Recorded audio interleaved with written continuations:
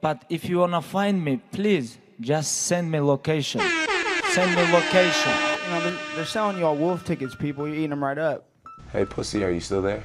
I back. Trust me, I back. But I'm not impressed by your performance. You'll do nothing. You'll do nothing. Shut your fucking mouth, you'll do nothing. You'll do fucking nothing. Not one of you'll do nothing. I'll tell you what, bro. You know, I was out there, I was fighting all the hitters, bro. You ain't fought no hitters. Come on, guys. It's normal. I'm not saying I would fight you. I would kill you. John, do you think I'm just gonna sit there and let you kill me, John? I mean, really? No, don't be scared, homie. I'd like to take this chance to apologize to absolutely nobody. The double champ does what the fuck he wants. I'm gonna beat you into the living death. I mean, maybe that's your job, but where I come from, you know, people like that get slapped. That's fucking illegal. Nate Diaz, you just shook up the world. How's that feel? Hey, I'm not surprised, motherfuckers. Yeah, this is a simulated death match. And you haven't simulated anybody's death yet. I said it last year. We're not here just to take part. We're here to take over. What is the game plan going in against him? The game plan is you go in there, hit him with some good shit, don't get hit, and come home with a pocket full of cash. Who the fuck is that guy? Everybody's on steroids. The whole UFC, everybody. I'm gonna go home tonight. I'm gonna drink a Coors Light. That's a Coors Light because Bud Light won't pay me nothing. Do you want to be a fighter? That is my question. Any of you radio personalities think you want smoke? Call me Mr. Chimney. I want smoke. Yes. What is up, MCR family? Another daily edition of the show. Live on YouTube to discuss all things boxing, MMA, and everything in between. Hit the like button, share the show, subscribe. I am Matt, the Hipster Hunter. It's going to be an interesting show, to say the least. Obviously, breaking news literally about 30 minutes before showtime. Billy Joe Saunders being denied his license in Massachusetts, obviously where the fight with Demetrius Andrade was supposed to take place. Him now being stripped of his WBO title, and Demetrius Andrade fighting now for the vacant belt on that same date. Just shocking. And in almost every way. And I have a very unique perspective on it, different opinion about it than I would say a majority of the boxing media out there. Mainly because I feel like I'm a little bit more well-versed on PED regulation than a lot of the boxing media. Not saying I'm an expert. There's other experts to go out there and get their opinions from, but in overall, the average out there is pretty low IQ when it comes to PED regulation. I think there's a lot of disinformation out there, and hopefully I can sort of clear up what this is, what the ramifications are, what the consequences are, and everything going forward. Obviously, we have more news to get to other than that breaking news. Luis Ortiz with Dillian Whyte in the works. Definitely going to be interesting. I'm finally going to really talk about the whole Tyson Fury, VADA, WBC situation, conspiracy, whatever you want to call it. That's going to be interesting to say the least. And obviously, UFC 230, more breaking news happening mere minutes ago with Daniel Cormier and Derrick Lewis, and more sort of fire to, or more smoke to that potential fire of a new main event for Madison Square Garden event in only 3 weeks' time. So obviously hit the like button, share this show, subscribe. Patreon.com/Mixed Combat Radio to help support the show in any financial way. If you listen on podcast form, drop that review. Even if it's 1 star, 5 star, does not matter. I always do love reading those reviews on air. Shout out to MB, Bayside Boxing, IROC, Gary, Benjamin, Finks, Louie, and everyone else listening. Eric Rosas as well. Hope everyone's having a great day. Just an average Tuesday, but let's get into it. Because like I said, obviously a lot of this stuff is breaking news. The Derrick Lewis stuff with Daniel Cormier, Billy Joe Saunders, Demetrius Andrade, that's all very breaking news. So obviously more information will come out tomorrow. Hopefully we will have a little bit more information about these two news stories and have more of a full contextualized understanding of what just happened. But let's get into the Billy Joe Saunders breaking news first, because that seems to be the lightning rod of it in the combat sports culture. And shout out to the Independent. Even though they are usually an above-average outlet, they misspelled Demetrius Andrade's name in the article. Salute to them. And I'm not going to pull up the Sun article because it's the Sun. I feel like everyone in the UK probably understands why that would be. Benjamin saying shout out to Noah. Yes, always shout out to Noah. Where is this Burger King? Anyways, digressing. Billy Joe Saunders being stripped of his WBO title after being denied license for the Demetrius Andrade fight. Now, obviously, to try to get maybe some more of the casual listeners out there to get them to understand the lingo here, Billy Joe Saunders was not licensed in Massachusetts yet. So, therefore, he cannot be suspended by them because he's not a licensed fighter under the Massachusetts State Athletic Commission. So I hope you understand why there is no actual suspension being handed down, because he's not under their jurisdiction. The most they could have done is deny him a license, which they did. The WBO said they were going to strip him if that happened, and then they did. Obviously, that is contradictory to where Billy Joe Saunders is actually licensed to box under the BBOC and UCAD, and obviously the UK, and where they follow WADA, the gold standard of PED testing and regulation, where the substance he pot for would have not been even tested for out of competition. Obviously, there is a huge disparity in how these different commissions are handling this case. BBOC came out rather quickly and said, look, under our rules and regs, this shouldn't have even been tested for. There's no issue here. Move along. We got better things to do. And VADA, because they're not the ones that hand down suspensions, they can't suspend Billy Joe Saunders. It would have to be the state commission where the fight was contracted to, which is Massachusetts. Again, if Billy Joe Saunders was previously licensed to Massachusetts, if he was already licensed there, then they could have handed him a suspension. Even though, to be quite honest, he shouldn't have had suspension. B, VADA should not have been testing for the substance out of competition. And C, we shouldn't be making a big deal about this. Just being quite honest. Cameron in the chat. What up, Cameron? You know the link to call in. It's always there. Andrew Diakonu in the chat. What's up, Andre? And look, if we want to have a real substantive debate about whose rules and regulations are right, is it WADA's? Is it VADA's? Should this substance be banned or not? We can have a substantive debate about that. But honestly, because there is such a disparity in how these two commissions, these two PED regulation bodies are handling this case, it's hard to really be hard-lined in one way or the other. It's hard to have the stance of, oh, this is a good one for boxing, like I've seen other boxing media say. This isn't really a good one for boxing. In fact, this shows the obvious flaw in PED regulation that we have, because there is this disparity. Billy Joe Saunders can go and fight next weekend in the UK and have zero issue. He won't be the champion, but you have zero issue fighting and you would get a paycheck. So how do we reconcile this obvious disparity in the rule set and the regulation? I don't know. Obviously, I think everyone has their own opinion. I have my opinion about it. Quickly, though, I want to state, I've seen a lot of people, and in connection to Tyson Fury, and I'm going to kind of skip the Luis Ortiz stuff and bring the Tyson Fury news into this. Gary saying it is banned, so why shouldn't it be tested for? Well, Gary, alcohol is banned in competition. Does that clear it up for you? Why some substances are banned in competition and some are not? Marijuana is banned in competition under WADA.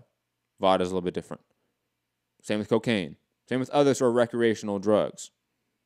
Like, there are some drugs that are banned in competition for obvious sense.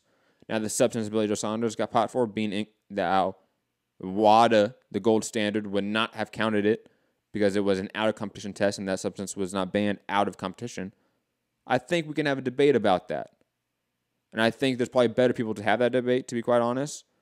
But as the rules state at this point, there is a disparity. If we go to the gold standard PD regulation, he should not have been banned. He should not have been suspended. Or he wasn't, at least. He should not have been denied a license at all. However, we are in this situation where there is disparity. where there is loopholes and gaps in PD regulation. It is what it is. Santiago making a good point, saying a banned substance doesn't equal PD. Those are very different things.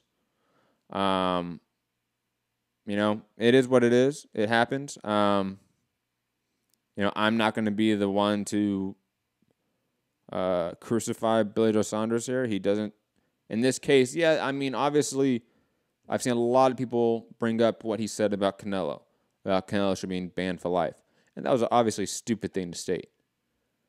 But I don't think Canelo should have been banned for life. I don't think Canelo should have had a suspension there as well. You know, there is a huge disparity in how these commissions handle it, and especially when we go to the U.S. side of it, because at least in the U.K., there is one overarching regulatory body in the U.K. and commission in the U.K. It's UCAD and the BBOC. In the U.S., you have Nevada, New York, New Jersey, Massachusetts, California. You go down the list. Every state is its own commission, if they even have commissions in their states. So, and then on top of that, we have VADA and USADA, two PED testing bodies that have at times revert back to what WADA has ruled, their precedent for the matter. That's why WADA is always called the gold standard. And at times they don't. USADA is a little more consistent about them usually following WADA's precedent. And on top of that, when we get to the Tyson Fury, let's get to Tyson Fury, WBC, VADA situation. Obviously, there is a question as to why he was ranked in the WBC before he was actually enrolled in the clean boxing program. That's a legit concern. And I've had questions about the clean boxing program with the WBC and its effectiveness for quite some time. So I'm not really going to debate that topic. But however, before that, he is already in a year-round PED testing program, UCAD. And then I know some people will be like, oh, but UCAD, and they're going to list off some criticisms of it. However, those same people that would list off the criticisms of UCAD will point to the fact that Tyson Fury has tested positive before. Who caught him? It was UCAD. So how can you, the listeners out there, reconcile that point? I really want some of the haters of Tyson Fury in this news and the conspiracy theorists out there, I want you guys to call in, 323-870-4051. Please call in, because that to me makes no sense. Obviously, Tyson Fury is already in a PD year-round program. So, yeah, obviously, he should be in the VADA program and clean boxing program because that is the WBC's rules. And they obviously did not follow their rules there, and that is a question mark. However, that is also a secondary program which he already has one. So I feel like the criticism of Tyson Fury not being tested is inaccurate. The criticism of the WBC is 100% accurate. And I think we need to make a distinction there. We should criticize the WBC and how they obviously, at times, disregard their rules and circumvent their own clean boxing program. There's a long-running history of that. However, Tyson Fury is already in a year-round program that has already caught him. So are we going to now question the program that has caught him before? It just seems, again, counterintuitive to the point that some are arguing. Before we go to the Luis Ortiz on Whyte news, I've seen Gary in Dallas, from Dallas, has called in. I'm going to go to Gary because I feel like he's a little bit amped about this subject. I see him in the chat. Gary, how you doing, man? I'm doing good, Matt. How are you? I'm good, man. Another Tuesday. Living the dream, right? Of course, man. Living the dream. All right. So from what I understood, and I could be wrong, this is from my understanding, was that the substance, and I'll say it wrong, xylithin, it's a stimulant. So it is a performance-enhancing drug. And it was banned in and out of competition by WADA, but not by the British Boxing Commission. Is that correct, or do I have that wrong? Like he was allowed to do it in Britain by their commission, but not by WADA. No, by VADA. WADA which is what's connected to UCAD in the UK, that is allowed. In VADA, VADA, with obviously not the WBC because it's not the WBC fight here, but they've obviously signed a VADA contract for this fight. That's a different program. Okay, so and very quickly, sorry, Gary. I just want to bring one point.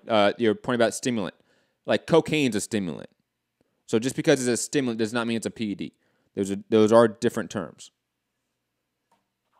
I'm not going to start admitting to things on air, but I don't know if you've ever done cocaine.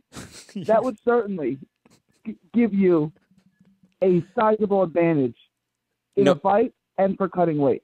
No, not that I'm admitting to anything on air. Agreed. Not that I'm admitting anything on air, but also cocaine is banned in competition, not out of competition. Under WADA, not VADA, because obviously we had the David Benavidez situation. But for WADA, it's completely allowed out of competition. Same with marijuana. Obviously, marijuana is not a stimulant, but I'm just saying just the term stimulant does not mean PED. Okay, no, I understand. Okay, so VADA only does in competition testing, or does VADA do out of competition testing too? VADA does both. Yes. But okay, but so VADA has a different understanding of in competition and out of competition testing. They have a different definition of it than WADA. However, they've been at times they reverted to that definition by WADA. So for VADA, does VADA ban out of competition use of the substance that Billy Joe took? Yes. Talking about VADA. Yes. That's why they tested for it. That's why it popped for it. Yes. Okay. I mean, then if he wants to go through with the VADA testing, which does the WBO mandate that he go through VADA testing? No, it's on the WBO. It was just this fight. It was just this fight. Massachusetts? Yeah, it was just this fight. Okay. Could they take the fight somewhere else? That's my other question. Like, can they take the fight to some other state? Like, when Mike Tyson got his license banned from Nevada, he fought in like Tennessee and places like that. Can he take the fight to the UK or some other state? Obviously, I think with the WBO now stripping Billy Joe Saunders of the title, like that is official. Like we've crossed the Rubicon. Right. We've crossed the Rubicon on this fight. Like the fight's not happening. However, theoretically, Gary, you are right that they could have commission shopped this if the WBO kept the title and they wanted the fight. However, with only about 2 weeks time, maybe a week and a half, it would have been very hard to do because you would have ticket refunds. You would have had to get another venue. At the best case scenario, if you wanted to keep this fight together, is the WBO would not have stripped Billy Joe Saunders. They would have had to commission shop it and probably postpone it to later on this year or first quarter next year. Right. I was thinking it wouldn't go off, 2 weeks from now, but they could push it back to later in the year and then put the fight in another state or in the UK. Because I know one state, my state, Texas, who will license anyone, and they could put the fight there. Because as long as they see that it'll make money, they'll sanction it. So, there's other places they could make this fight, but I guess you're right. If Billy Joe doesn't have the belt anymore, then the fight doesn't. There's no fight, right? Because Andrade is the mandatory, but Billy Joe's not champion anymore. Yes. So Demetrius Andrade will fight. I forget the gentleman's name because his name is very difficult to pronounce. But he'll be fighting. What's his name for the vacant belt on this date, presumably. On the same date, so he's going to fight on short notice. Yes. Yes. So they're going to keep the date because I believe that's all. I think that's also a Katie Taylor, Cindy Serrano fight on that date. There's some big fights on that card, so I think they want to keep it together. And plus, you don't have to worry about TV numbers. If you have a low subscription, pool already, so you're not losing that much theoretically. Tickets are already paid for. You might give out refunds. I don't know what Eddie Hearn would do. But I feel like they just cut their losses, keep the date, keep the venue, and obviously have the vacant belt on the line. Bayside with the name Walter Captain Dokwa, the pride of Nambia. That's what's going to happen, presumably. All right, it just sucks. I was really, really into this fight, and now I'm going to get Andrade versus another guy I don't even know, which is kind of like Andrade's life story. But it is what it is. Yep, I agree. That's all I got today, Matt. Thank you, Gary, for the call. Always a proud Patreon member right there. We're going to head out to the UK, though, get a UK perspective, though I do know this person is not a Billy Joe Saunders fan. So, Coach Mitty, are you available? Man, why are you putting some things in people's mind already? Like, let me just put two things separately. Like, Billy Joe is a good boxer, great boxer, and can be entertaining sometime, or he can completely shit the bed sometime as well when he's not up for it. But in the UK, we say it's a bit like Marmite, right? So you either like him or don't like him. Actually, in the ring, I can like him. Outside of the ring, yeah, he's not my cup of tea. No, he's an asshole. But the thing is, I don't know why people feel sorry for him on this and why people are complicating the story, right? And people are trying to say, oh, WADA, VADA, UKADA, all those things. The simple fact of the matter is Billy Joe Saunders agreed to get tested under VADA, and he was sent a list of drugs that can be, that will be tested, outside of competition and on fight night. And he broke that rule. So that's simple. Now, we spoke, you and I spoke before about like inconsistencies in the rules and stuff like that. So we all agree to that. But if you are going to sign a piece of paper saying that you are going to abide by a certain governing body's rule, and that governing bodies just send you a list of the drugs that you can and cannot take, right? Then I don't know why we're even discussing and trying to confuse the story. He knew. And now, so I don't really feel sorry for him. I could only see one outcome, right? Because he signed a contract for that. And I think that's the right outcome. Like, Mitty. And, yo. Quickly, I'm going to say this. I don't really disagree with anything you've said. Like, I don't feel bad for Billy Joe Saunders. He definitely has not endeared himself to us, the consumers, at all. Let's be completely honest. However, in terms of confusing the story, that was the term you're using. What am I saying that's inaccurate? Not you. Like, oh, okay. What people are saying in general. I heard that, like, and because I've only joined the chat, like, let's say 10 minutes ago, and this call, like, 3 or 4 minutes ago, right? So I haven't heard, like, entirely what you said, but I've heard, like, numerous people starting to question and say, oh, UKADA, WADA, VADA, like, it's so confusing and all those things. Like, my stance, you heard it on, like, a previous show where you and I discussed and talked about it for a long time. The simple fact of the matter is, like, whether the drug is allowed in competition or outside of competition, it's something that is, like, enhances your performance, obviously, and that is the reason why is not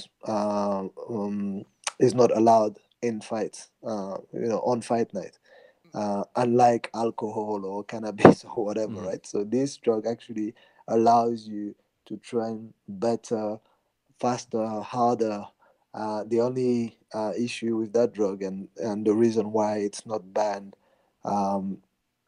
in competition in the UK apparently is because the effects of or the impacts of the drug doesn't last long enough for you to benefit from it.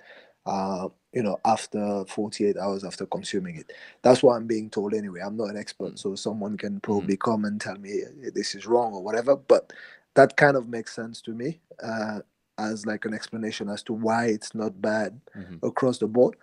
But my view is that it should be banned across the board. And Billy Joe himself took like a very, very, very narrow stance on other fighters popping dirty.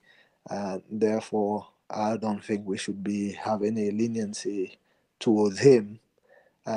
But we can all agree that the governing bodies are a bit of a mess, and we can all call for like a unified rule and universal rule for anyone, for everyone. A few points, that's, Mitty. A few points yeah. quickly. I think it's hard, and let me get off a few points. It's hard for us to say, or for you to say, or for any of us to say, there should be a unified, consistent system, and then say, well, you know what, Billy Joe Saunders, because he said X, Y, and Z about Canelo, we should treat him differently. We should give him no leniency. I feel like that's contradictory statements. They're not. They're not, like, because there's like one like that is like a matter of fact and saying, hey, you know what, we want to have like unified rule. The other one is like a matter of opinion, right? So hey, Billy Joe is just saying that, hey, people who pop dirty scumbag, they should be banned for life from the game. Like, this is just like a matter of opinion from his perspective, and it's just me calling out that his statement is like kind of hypocritical when he's doing certain things. Like, I'm not calling for a general rule to ban people who have a certain stance of opinion. All right, I'm just I understand that. I understand. I'm just saying, like, the language of it, the rhetoric of it, it's contradictory. Also, I think a lot of people are confused about UCAD, WADA, VADA, USADA, the differences between them, the connections between them. Most people aren't really well-versed on these subjects and these entities. And I think it's good that we have these conversations to try to make it less confusing, to use the term you used earlier. I think... I agree with that. And also to make it a bigger point, because again, I know we had this longer talk that was on patreon.com/Mixed Combat Radio. Championship Rounds, our Patreon-only podcast. Go check it out. But most people didn't hear that conversation me and you had. So I kind of want to reiterate a stance of it. My issue is never with necessarily Canelo, with Billy Joe Saunders, with these individual people, Luis Ortiz, for example. My issue is with the system. My issue is with the flaws in the system, the inconsistencies in the system, and how we have, like we've said, the confusion between UCAD, WADA, USADA, VADA, the differences between BBOC, U.S. commissions, etc. And because of all of these inconsistencies between them, it's going to lead to mass confusion. It's going to lead to mass misinformation as well. And I think, very quickly, Mitty, I think to bring it back to Billy Joe Saunders, it's true what you're saying, that he signed for VADA. He accepted the rules. He should accept the punishments. You're absolutely right. But it's also a moment for us to take it to a more of a microscopic sense and look at the entire landscape of PD regulation through the lens of Billy Joe Saunders' case and point to the inaccuracies, point to the flaws in it. That's my stance. Yeah, and I agree. I think we agreed on that, like when we had that conversation. But what I'm saying is that those can be like two completely separate conversation, and that would not necessarily contradict themselves, right? We can all just say, hey, let's take a minute or let's take a moment to talk about the whole nature of like the having different organization testing and different set of rules, and that's confusing and all that. And let's all come together and maybe just try to live like in like some kind of like utopia where we can just kind of fix all those problems, right? Because you know that it will take a long time and probably will never happen, like to fix those issues. But we can also just say, hey guys, this specific problem, and let's make a judgment on the Billy Joe conversation. Is quite simple. Let's simplify the issue for most people. You send a piece of paper to someone and you tell them this is what they're gonna do and this is the rules that you have to abide to. You agree to it, but then do not follow one of those rules, and you can't claim ignorance, right? So it's like committing a crime and say, hey, I didn't know I could commit that crime. In this instance, you should have known that you have to commit, that this is a crime, because it was specified. And this is the protocol. They send you a list of info. It's not like they just say, hey, oh, it could have been like a mistake and you could have confused the rules. When you when you enroll to those programs, they send you the information on what is permitted and what is not permitted. So, I don't think we should just give him a pass and say, oh, it's weird because there's like jurisdiction, it's allowed in his country and it's not allowed somewhere else. That's not relevant. It's whatever we asked him to do and what he agreed to do, he's not doing. It's So relevant to a like, point. It is relevant to a point, Mitty, because when he comes and fights in 2 weeks in the UK somewhere, there's going to be people asking, well, wasn't he suspended? And people like me aren't being listened to enough. When I'm explaining, no, he got denied a license. That's the extent of the punishment Massachusetts could have done, and that's why he'll be allowed to fight again in the UK in no time. But they stripped him also, right? Yes, they did strip him. Yes. Didn't like W strip him also? Yes, but that's not Massachusetts. That's that's different. Like, so Massachusetts can decide, okay, we're going to sanction that fight or not. They say, well, for example, we're not going to sanction the fight, right? For example, I don't believe the WBO can hand out a month, like a 6-month suspension. That would have to be Massachusetts. But again, he wasn't licensed under Massachusetts, so they can't give him that suspension. Yeah, and that's the other like big confusion people don't understand and just say, hey, suspended fighters. You get that a lot, right? You get a lot of like obscure commissions, even in Europe, right? So people fight under like the German Federation or Italy. Italy's a weird one. Or Malta, and like you can be a pro and have a license sanction for under those commissions quite easily. If you have one leg, they'll give you a license, no problem, But and that's the confusion. That's what people don't get. But that again is not a problem that's gonna be fixed. I'm just trying to just like make it more of like a black and white statement with regards to the Billy Joe's issue, right? You signed something, they gave you the rules. Don't claim that it's unfair or this and that. Like, that it is what it is. You need to follow the rules. Mm-hmm. But I agree with that Billy Joe Saunders' case is a little more black and white in terms of his fight in Massachusetts. However, I do think we can make it a little more gray when we do take it to a more macro sense and use him as an example to the inaccuracies or the inefficiencies in PD regulation. Quick one, like very different from that topic. Well, actually connected, but have you ever heard of like the opponent who's stepping in? Is it like the number 2 in line for the belt? Is it Whyte stepping in? Or? Yeah, it is the next guy in line. I have never heard of him, to be honest. Have you ever seen him? Like, no, I've never seen him, never heard of him. But hey, if his next guy in line, then fair play to him. And also, I don't think it's like a late replacement. I'm sure that this guy, as soon as the news popped up, like they did. Like 2 weeks ago, like 2.5 weeks, 3 weeks ago, he must have been in training straight away, right? So yeah, there was a report that came out of, I think it was either Eddie Hearn talking about it, how they contacted this guy and his team. They told him to get ready. The WBO told him to get ready. This was a planned sort of fallback too. Yeah, backup plan. Yeah, and to be honest, like we heard it before. Like we heard it like most recently for the Takam fight, Takam AJ fight. Matchroom seems to always get like plan B, especially when the opponent is a bit shaky, right? So like you never know if Billy Joe is gonna pull out of an injury or some crazy things that he's gonna do. So it's always smart to have a plan B with these guys.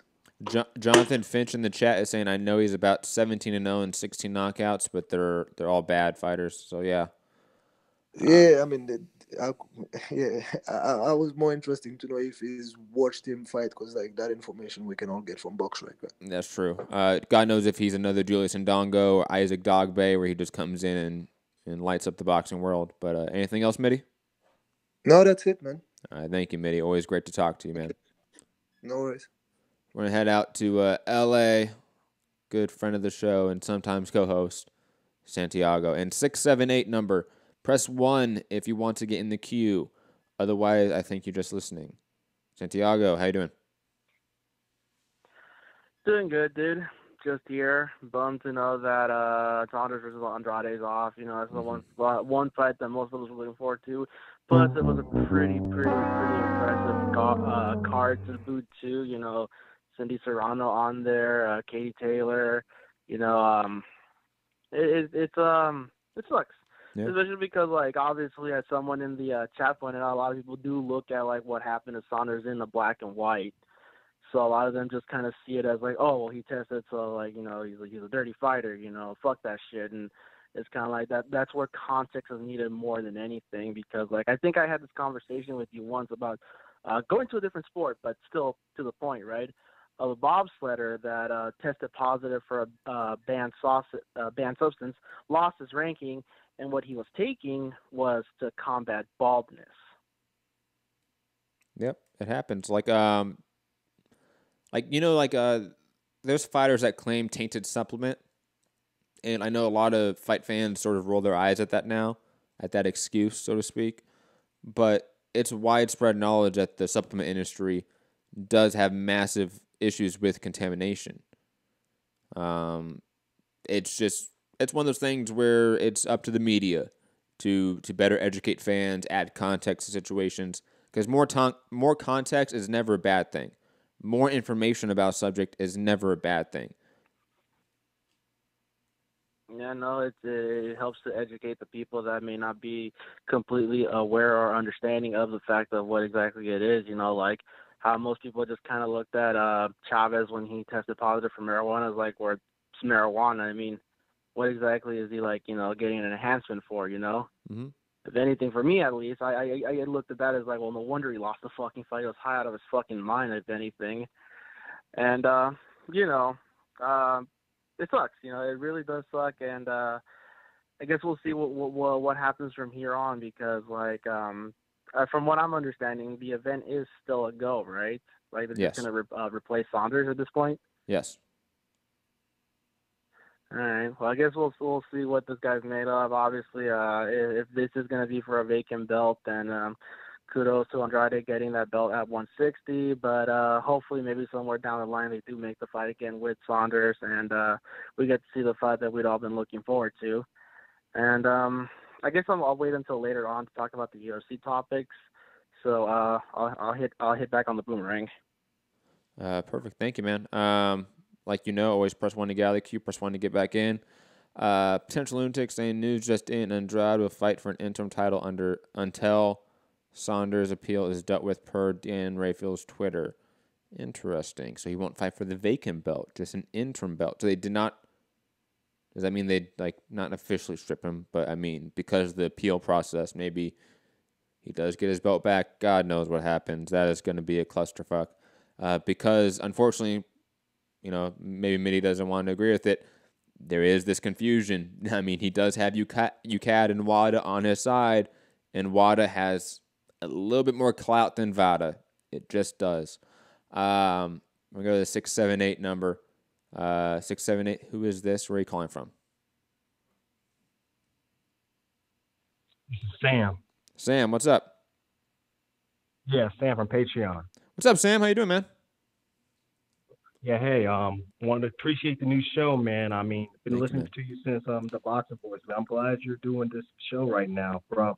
Talking both MMA and boxing, because about almost 10 years ago, I used to be I got into MMA because I was doing wrestling in high school, and before a long time, I used to be boxing, but it got boring. But MMA I was a huge fan of the old MMA when Brock Lesnar, GSP, Anderson Silva, and them. And then I also became a huge boxing fan because of Andre Ward, because of Super 6 on Showtime, and of course Mayweather and Pacquiao. But anyway, man, I'm glad about this show, man. Both boxing and MMA. I really appreciate it, Sam. Really appreciate the words, man. I hope that this show is for people like you, people that love both sports, people that can enjoy both sports. I appreciate it.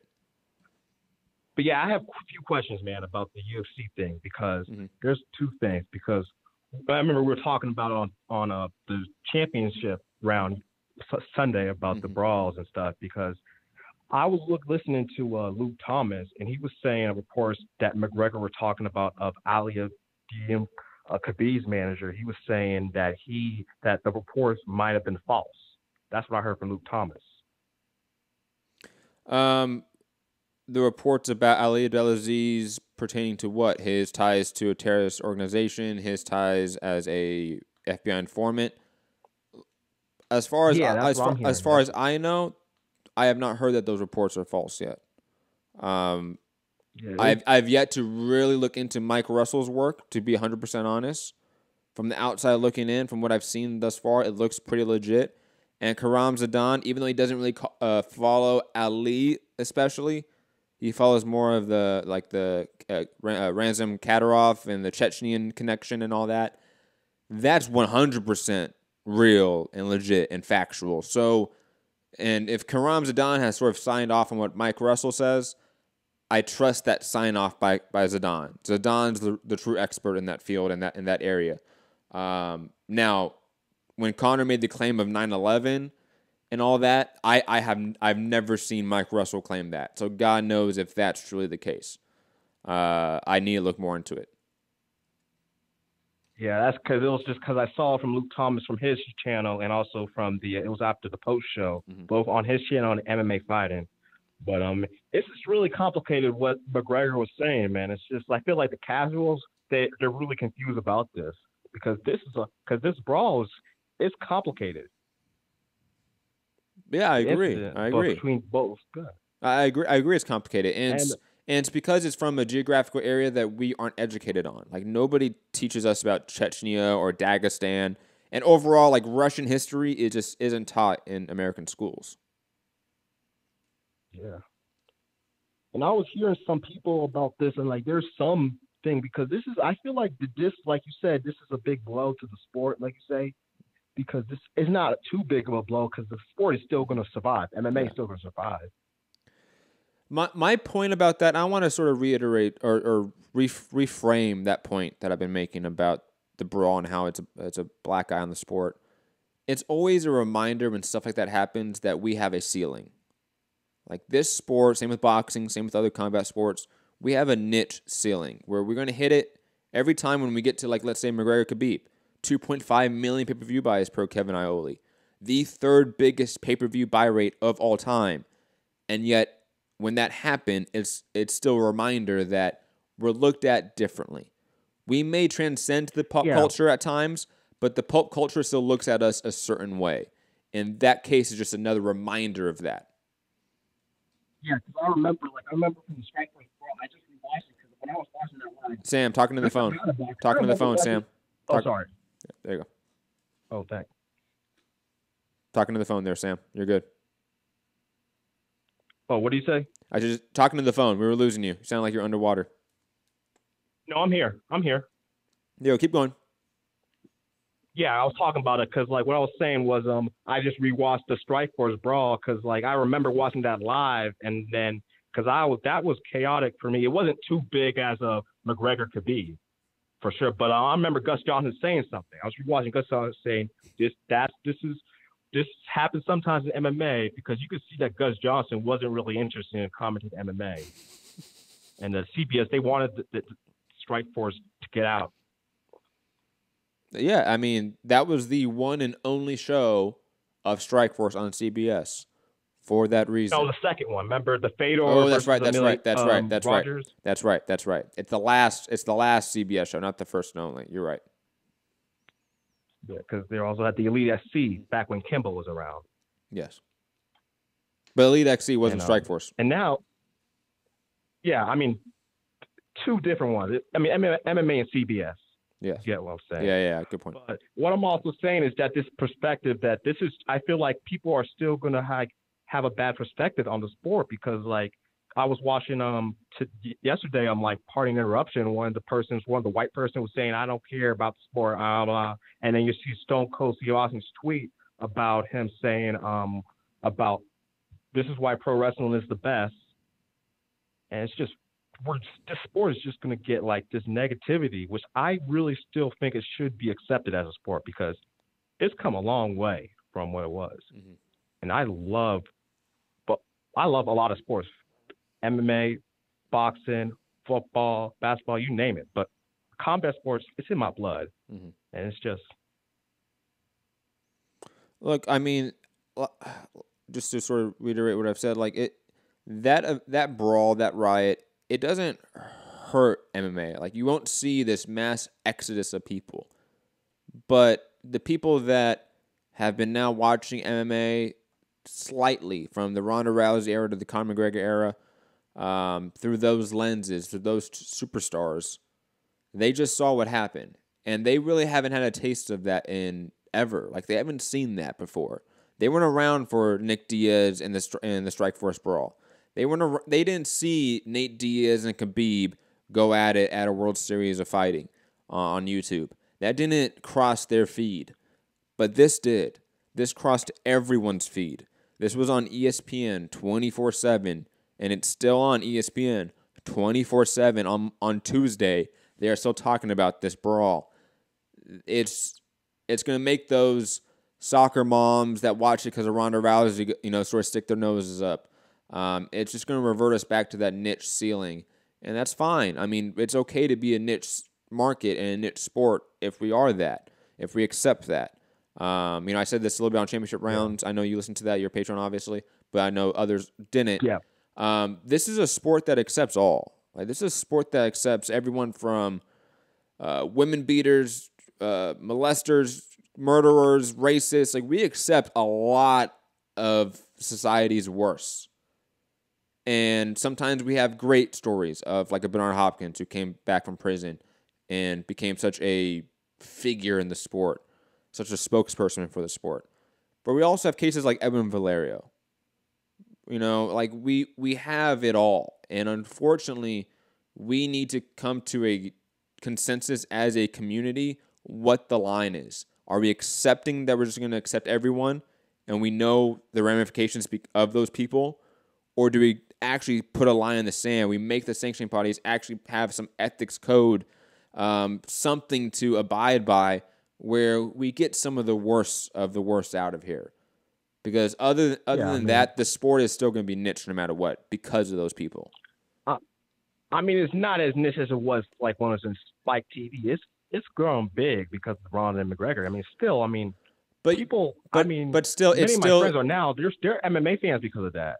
Of course, but it's still not at football worldwide. It's still not the NFL. It's not NBA, MLB. It will never reach that unless it becomes something different. Because right now, it's just like boxing. It's just like boxing, and that's not a good thing in the long run. Do you think the main reason this could be like the pay-per-view model? Because like I'm hearing many people saying they want this many people saying the reason why boxing is not the same as it was in the 80s because of the pay-per-view model. Because they saying that because now you've seen these streaming services now and stuff. Do you feel like definitely a major factor? Just need to get rid of this pay-per-view? It's definitely a major factor, along with when back in now it's 1970 something, right? When boxing went from ABC, CBS, etc. to HBO, to a premium network that was per month. That was another major factor that led to a lot of people not watching the sport, just because less people had HBO. That's all factors. Along with in that run, we had the Tyson era, which was highly controversial, in a much more criminal way than the Muhammad Ali controversy, because that was more around civil rights. Mike Tyson was obviously linked to domestic violence and such and rape and such. So it's a little bit different in that era. Along with the Riddick Bowe, Andrew Galata brawl, which obviously you brought up on Patreon and I discussed, that was a visceral moment for the sport. And boxing had effects from it. We may not really talk about it. We may not quantify those effects as we can't, but there are effects of it, absolutely. Yeah, and but besides that, I have another two things, but one MMA question and one boxing question. I saw a report about like De La Hoya, we're talking about Canelo, and he's saying that De La Hoya doesn't want to deal with Bob Arum or Hearn about his fight. What's your take on that? That doesn't mean much to me directly because they are doing a deal with Hearn right now. He's fighting Rocky Fielding. So that doesn't make that much sense. Now, if he's talking purely about networks, he doesn't want to work through Bob Arum or Eddie Hearn to the networks. He doesn't need to. He can go to DAZN directly. He has fucking Canelo. He can go to ESPN directly. Couldn't he just do it by himself, pay-per-view wise, because he's doing the Liddell and Ortiz 3 by himself on pay-per-view? He could. Absolutely could. Yeah. And what? Also, did you see his tweet about that he had a tweet about the McGregor Khabib fight, but some people got mad about it, but they said his tweet was hacked. His account was hacked. I vaguely remember the tweet being like, "Congrats to Khabib" or something like that. And he said, "Disgusted McGregor fans." Yeah. I don't care. Oscar De La Hoya is Oscar De La Hoya, man. Like, no comment. I just feel like he's been given the box. I just feel like he's been changed a lot because I used to be a fan of him, but now ever since Mayweather left and with Al Heyman, he's just been different, and it's just been crumbling now. It's just all this, and I just feel like he hasn't really given Canelo a lot of the proper ways to make him more mainstream because you were saying about like how Pacquiao's I think Pacquiao mainstream internationally because one reason, and I think Khabib could be a popularity internationally, is because they both speak English. Mm-hmm. Do you feel like Canelo should or not? I'm always in favor of fighters that are non-English speakers when they do fight predominantly in the U.S. market to learn English. Learn at least some English. Like Triple G. Triple G is a really good example. Like his English has not improved over, 5-8 years, but he learned enough English to get by and say enough one-liners where he's good. It's the same with Manny Pacquiao, same with Khabib. And also same thing in MMA, Junior Dos Santos, because he used to speak English, and his English has improved tremendously. He got to deal with Nike. I mean, he had English when he was speaking English pretty well when he fought Cain Velasquez the first time. Completely and agree. He became a star. He became popularity. And then look at, let's say, Anderson and Silva. Like many Brazilian fighters, like Rafael Dos Anjos, Joanna Jacek internationally, and most importantly, Georges St. Pierre. Mm-hmm. He was a French Canadian, and he grew tremendous. Yep, completely agree.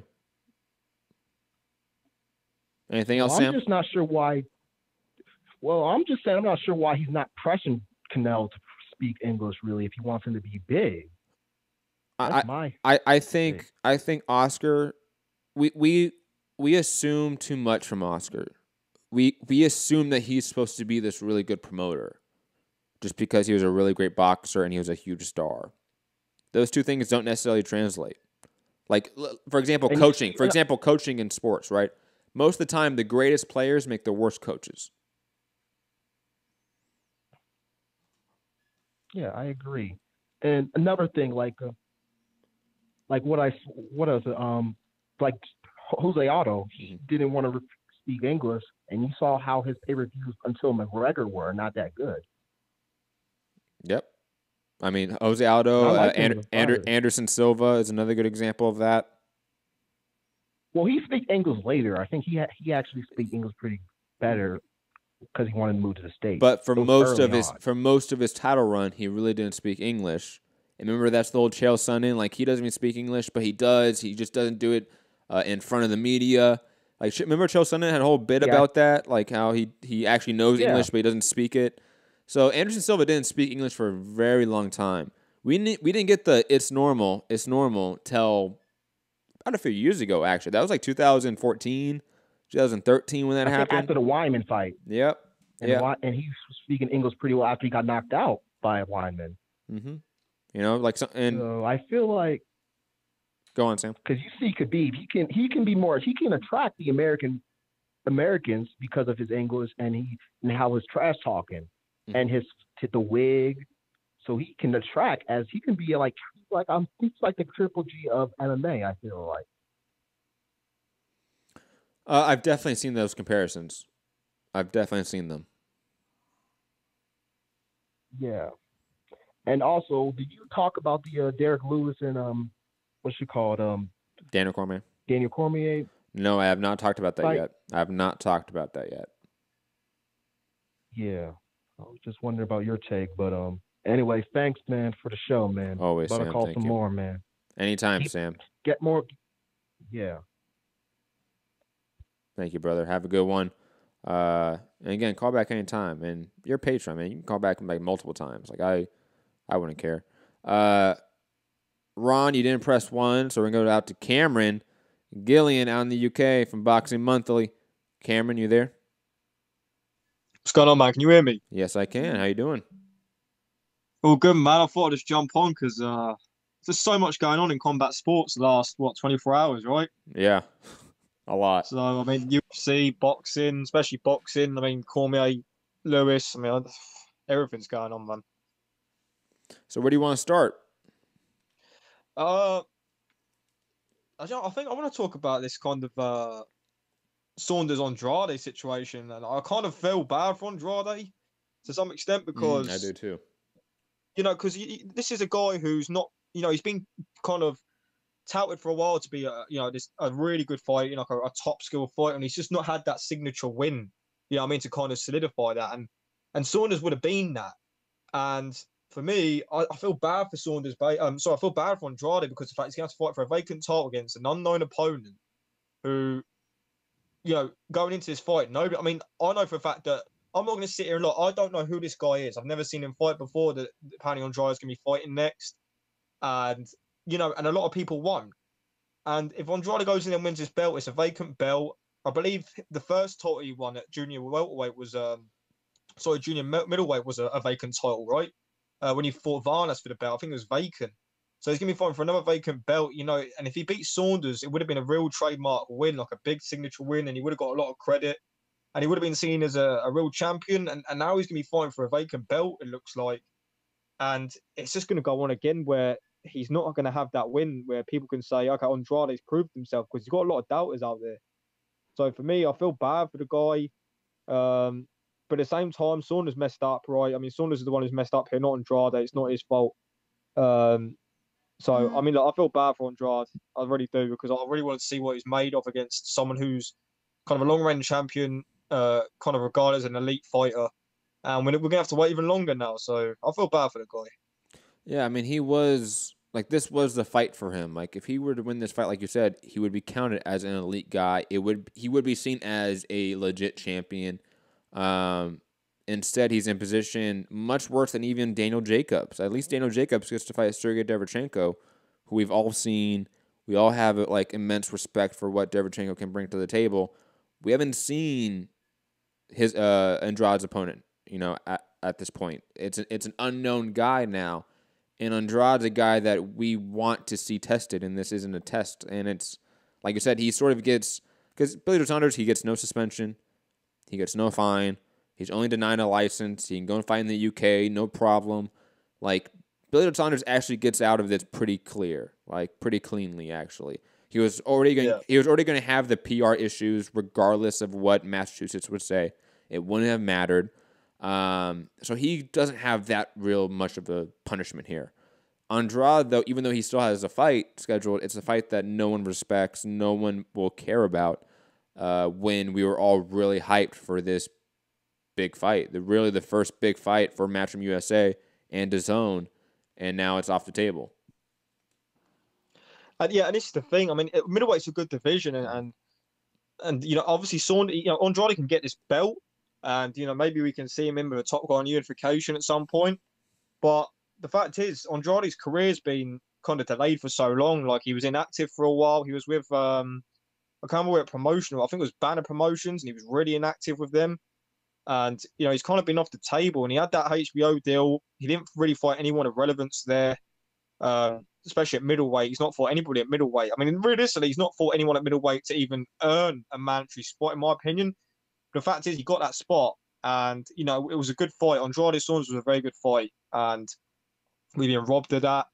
And now we've kind of got to wait for Andrade. You know, what's he made of? You know, because he's been this thing. He fought Varnas in 2014. That was 4 years ago. And for the last 4 years, we've had to see him fight. He fought Willie Nelson.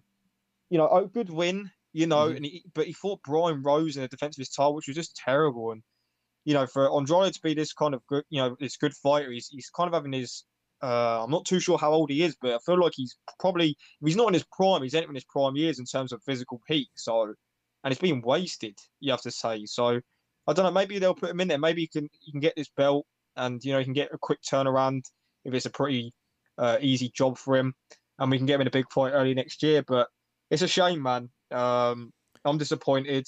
But I thought it was coming. You know, when Saunders failed the test, I thought, well, you know, this fight's not going to happen. I just can't see it happening now. But, you know, I'm disappointed. But it is what it is, isn't it? Very quickly, just to confirm what somebody said in the chat, Demetrius Andrade versus Walter Katendokwa will be for the interim WBO middleweight title. Billy Joe Saunders is not stripped officially yet. They will hear out his appeal or whatever. So at this point, I don't even know. It's just a shit show. Like, it's just all bad all around, whether you're Eddie Hearn, DAZN, whether you're Demetrius Andrade, whether you're Billy Joe Saunders, whatever party you are in this instance, it's just a lose-lose-lose situation for everyone. Yeah, I'm disappointed. I mean, I kind of wanted to touch up on the Whyte Ortiz thing. I like this fight. I'm not too sure what the chances are of it happening. I think it's kind of a negotiating ploy for Chisora to accept the fight with Whyte. That's what I think is happening. But I actually want to see this fight. I want to see. I said on Twitter earlier on, I think Dillian Whyte's one of the few heavyweights who will actually take this fight, because this guy, I think he's a true fighter. I think he fights anybody, man. And, he's not ducked anybody, and I feel like he'll legit fight Ortiz. He spoke about fighting Ortiz before the Parker fight came up, and I understand why they took the Parker fight. It's a pay-per-view fight, bigger money, and Parker was a more recognisable name, a former world champion. So, but at the same time, I want to see the Ortiz fight. I feel as much as I want to see the Chisora rematch, because the first fight was close and it was a competitive, exciting fight. I kind of want to see Whyte in there with someone like Ortiz. What could he do against an Ortiz? Because let's be real, if Whyte faces Ortiz and he beats Ortiz, a lot of people are going to be like, okay, this guy deserves a title shot. This guy deserves to fight Anthony Joshua. Deserves to fight the winner of Wilder Fury.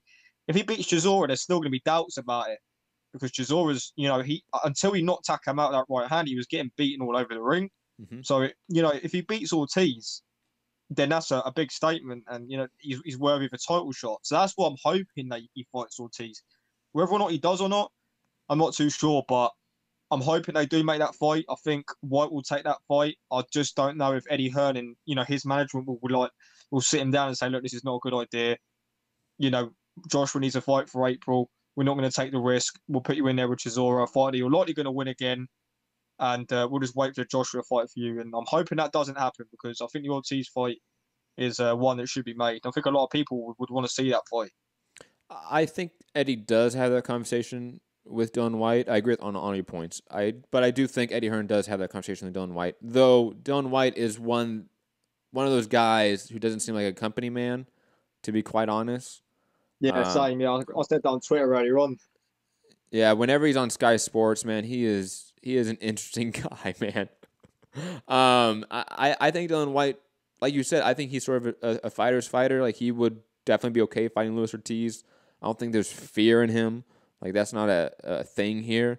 And it's a legitimate, like, contender fight, eliminator fight, where the winner of that 100% deserves a shot against Anthony Joshua, Deontay Wilder, whoever they want. They deserve that. And, I do think it doesn't happen. I just don't see Luis Ortiz and Dillian Whyte happening. I think it's the best fight to make at this point for either guy, other than maybe Dillian Whyte versus Jarrell Miller. Part of me really wants that fight more than anything in the heavyweight division. But I just don't see it happening. I think we're going to get the Chisora rematch. It's in-house. It's going to be a little bit easier to make. And it's still a money fight for Dillian Whyte in the UK, I would presume. Yeah, it's a big money fight. I mean, the Chisora fight makes a lot of money. But the thing is, that'll be pay-per-view, and it's not a pay-per-view fight in terms of, you got a guy in Dillian Whyte who's, he's had 2 pay-per-views now, and if he was going to fight Chisora, it'd be a 3rd pay-per-view, and he's not even fought for a world title yet. For me, that doesn't sit well with me. I know, in the UK, a lot of things can't have to be pay-per-view now. Like, any sort of decent fight is pay-per-view, and Whyte's not really. I believe him and Parker done a good amount of pay-per-view numbers, but the guy's not fought for a world title. So for me, it doesn't sit right in terms of him being a pay-per-view headliner 3 times in a row. But at the same time, it's a big fight. The Chisora fight sells. The first fight was good. There's beef there. They're both characters. They both know how to sell a fight. They know how to talk, and it'll just be chaos in the build-up. But it's not a pay-per-view fight. That's the only thing. That's the only reason I don't want to see that fight, because I don't want to see another pay-per-view when we're going to have a lot of pay-per-views coming up. We've got Warrington, Frampton, Wilder Fury, They're talking about, potentially Khan Brook. Looks like that might be happening as well. There's just going to be too many pay-per-views in a row. So I'd rather see Whyte fight Ortiz. But then again, will that be pay-per-view? Even though Ortiz isn't a big name, will they put that on pay-per-view? So, would Whyte want an extreme amount of money, a substantial purse for that fight, which requires it to be on pay-per-view? Who knows? Because it's such a dangerous fight. But I don't know, man. I guess we'll have to see what happens with Whyte. I just hope, if I had it my way, he'd be fighting Luis Ortiz. So, I don't know about you, but that's the fight I want to see. Let's presume that Dillian Whyte's fight in December, no matter who it's against, is pay-per-view. Let's just presume that. Let's give out the names: Luis Ortiz, Gerald Miller, and Derrick Chisora. Of those three matchups, which one does the higher pay-per-view buy rate in the UK? What was the first one? Luis Ortiz, Chisora, and who? Gerald Miller. Big baby. It's a tough one, man. I think maybe Chisora, simply because the fact that, a lot of casuals in the UK still don't know who Gerald Miller is. Mm-hmm. I've got quite a lot of casual friends and they don't know who Big Baby is. Like, if I speak to them about it, they don't know that. Like, they know the guy because of, when he was kind of confronting Joshua at that Povetkin press conference when they did the zone launch. They know him because of that. But that if I said to them, would you rather buy this fight or would you rather buy the Chisora rematch? They'd say the Chisora rematch. So I think Chisora would probably be the bigger fight in terms of pay-per-view sales and what it brings in revenue-wise. So I think, I'd say that. I'm quite confident about that. Then it'll be Baby Miller, I think. Because I think Baby Miller's profile is kind of increasing. Mm-hmm. Out of those three fights, I'd rather see the Big Baby fight. Because you've got two undefeated. Jamel Miller's undefeated. Whyte's got one loss, but you've got two guys there who are on the cusp of a world title. And, you put them two in against each other. The winner of that fight for a world title, gets Joshua. I think the fight that makes more sense. But in terms of the bigger fight, in terms of money-wise, is the Chisora rematch. I pretty much agree with you on that, and that's why I think that fight's going to be the one to happen. This is prize fighting, so at the end of the day. Anything else on Luis Ortiz, Dillian Whyte, or do you want to go to a different subject? Nah, man, I'm done with that, man. I just kind of want to talk about the Cormier Lewis. I know you've not got into that yet, but that's what I want to talk about. Let me briefly set the table for everyone listening. So this came out yesterday. Brett Okamoto on Twitter saying, per sources, UFC has open talks around a Daniel Cormier versus Derrick Lewis heavyweight title fight to headline UFC 230 on November 3rd in New York. This would come obviously off of Lewis's come from behind win last Saturday, obviously a couple days ago. He says it's not a done deal at that point. Then Derrick Lewis went on MMA Junkie Radio and said he is most likely not going to do it. He weighs over 300 pounds already. And for those that may not know this, there is a cap limit at the heavyweight division in MMA. The highest you can weigh is 265 pounds. So he would have to cut around 35 plus pounds in just 3 weeks. And he sort of scoffed at the idea of it happening. And then this came out a mere 15 minutes before showtime. Brett Okamoto saying, breaking, per Dana White, this fight is done, in quotes, between Daniel Cormier and Derrick Lewis at UFC 230. So it's all over the place. Luke Thomas has come out and said he just talked to Derrick Lewis, and he says he hasn't heard of this. This really stinks of the UFC and how they will announce fights that are not done yet in order to pressure fighters to sign contracts. Is that what we have here, Cameron, or are we actually getting Daniel Cormier versus Derrick Lewis as the makeshift main event to save UFC 230? I think we're going to get this fight, and I think because I think. Wait, wait, hold on. You think we're going to get this fight? Yeah, I think it's going to happen. Simply because I think the fact that the only thing that confuses me the most is Lewis apparently said did he not say he broke something in his hand in the warm-up to this fight? He broke. He said he broke his ring finger doing pad work in the warm-up before his fight on Saturday. And isn't Cormier injured? No, like I swear I heard him on Alwani's show. Yes, Cormier is injured. Derrick Lewis is injured. Lewis just had a hard 3-round fight where he went 3 tough rounds, and he's now 300 plus pounds. Has to cut 35 pounds in 3 weeks. This just doesn't seem likely. Now, don't get me wrong. Yeah. Don't get me wrong. This does sort of save the event, but the timing of it just doesn't make sense. Do you know what I'll say, right? All I can say is, if this fight happens, it just shows that money talks. Of course. Maybe they both got offers they couldn't refuse. I mean, for Cormier, I mean, he says he's waiting for Brock Lesnar, right?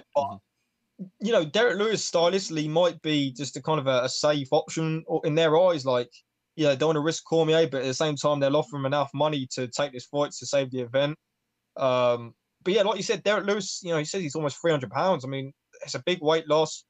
And let's be real. He won that fight at the weekend, but he was getting, he was losing that fight up until those last few minutes. And, it wasn't an easy fight. It was grueling for him. He had to come back. He was tired. He was getting beat up. He was getting hurt. Like this exactly, man. And his cardio's bad. I mean, he's not going to last with DC unless he lands a big shot early on. I mean, I don't know, man. I mean, look, it's going to save the event, isn't it? I mean, maybe it's just their last chance. They thought, right, it's a heavyweight bout. It's just the one to make. But at the same time, I don't know, man. I'm not a fan of this fight being made on such short notice. Like, I'd rather it see. I'm a fan of Lewis getting a shot because the guys beat Tybura, he beat Ngannou and Volkov. That's a good sort of 3-fight winning streak there. And obviously Lesnar's not ready yet, and nobody else. I mean, Blades is fighting Ngannou in the rematch, so he's there, but I'd rather see this fight get made, on full camp. If both guys are injured, then what are we doing with this fight? Yeah, what we're gonna put two injured guys in there to fight? Man, so I don't know. This is such hashtag MMA right here. This fight, this matchup. I don't think it happens. I think this is purely Dana White trying to pressure these guys into fighting each other. I feel like no matter what we do, the MMA gods have decided we're gonna get Shevchenko versus Sijara Eubanks. No. Yes. Get hyped. Come on, Cameron. Get hyped. Okay. Oh, no. Because who doesn't want to see a 5-3 fighter fight for a vacant title on a pay-per-view card that costs $70 in the US? That fight should be the pay-per-view opener. Fight opener. That should be the opener of the pay-per-view, not the main event. It's a mismatch, right? I mean, come on. Literally every fight on that card is better matchup than that one. Literally everyone. I'd rather see Rockhold Wyman main event over that. I mean, that's what we're talking about. Oh, it's so bad. But yes, back to Daniel Cormier, Derrick Lewis. I don't think it happens, but this is still definitely a evolving story as we speak.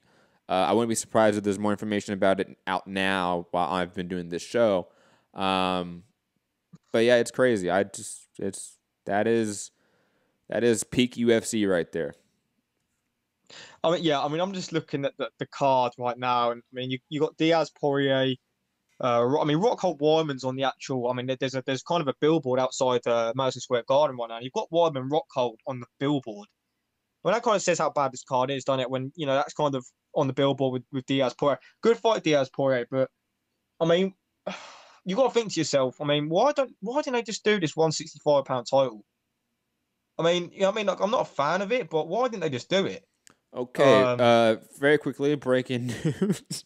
Ari Helwani, quote tweeting someone talking about Daniel Cormier, speaking to him about how he's hurt, etc., how he can't take the fight. But Ari Helwani is saying, "We spoke earlier today. He'll be making a statement soon. Fight was offered yesterday. He tested it out and feels confident enough to take the fight." So Cameron, it seems you are actually right. We are getting Daniel Cormier versus Derrick Lewis, UFC 230. He was on Helwani's show a week ago. And he said, "I can't make a fist. I cannot make a fist. Let alone punch." So all of a sudden, a week later, it looked to me, it's obvious. I mean, Dana White's literally put a carrot in Daniel Cormier's face, truckload of money, and said, "Look, take this fight. Offer you can't refuse." And Cormier's just gone, "You know what, my hands..." He's been on that Manny Pacquiao saltwater, apparently. Because he's obviously just all of a sudden healed, and, maybe he's... I don't know, man. It's a complete joke. I mean, there's no way Cormier's 100%. You don't just get 100% within a week if you haven't been able to make a fist for a few months. Yeah, I mean, he says he's broken a bone in his hand, and he says he's going to let it heal. He's not going to get surgery, but he's not going to be ready for, till the end, till early next year. But all of a sudden, he's ready now. So, I guess it's, miracles do come true. Yep.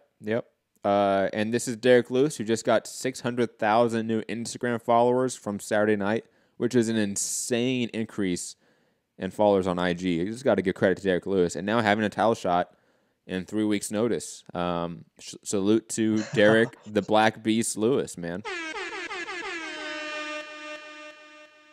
Someone in the chat, AA Boxing Blunt says, Cammy, is that you? Yes. One, never call me Cammy again. And two, yeah, it is me. I am definitely calling you Cammy. Don't worry about that. Nah, it's me, man. Yeah. Yeah, it's good. Look, I guess Cormier Lewis is a better headline. I'd rather see an injured Cormier against an injured Lewis with bad cardio than Shevchenko against a 5-3 opponent. So, it is what it is.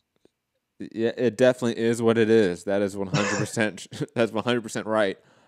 Briefly, just you can get your take on it too. But I thought I talked about this yesterday, but I feel like I didn't. So I want to reiterate it or bring it up to people's attention. Khabib Nurmagomedov's father coming out very strongly against his son and his actions in the post-fight brawl. I thought this was just cool, to be honest. If you know anything about Khabib's dad, he literally pretty much fought off terrorist organizations and extremists in Dagestan to open up a wrestling school, and then became the #1 wrestling coach in the country. So salute to his father. And also saying he's going to beat up his son. That shit's hilarious. So, yeah, get your take on that, Cameron, and anything else on your mind. Yeah, it's funny because Khabib in that post-fight press conference said, my father's going to smash me when I go back home. He knew what was coming. Yeah, I was just seeing on the screen there, Khabib's father plans to punish his son for post-fight brawl. Discipline comes first. It's going to be interesting to see what he does. Is he going to whip his ass? What's he going to do? He's not exactly going to take away his pocket money, is he? He's already been taken away his $2 million paycheck for the fight. So, geez. I wonder what he's going to do. Maybe, I don't really want to think about what he's going to do.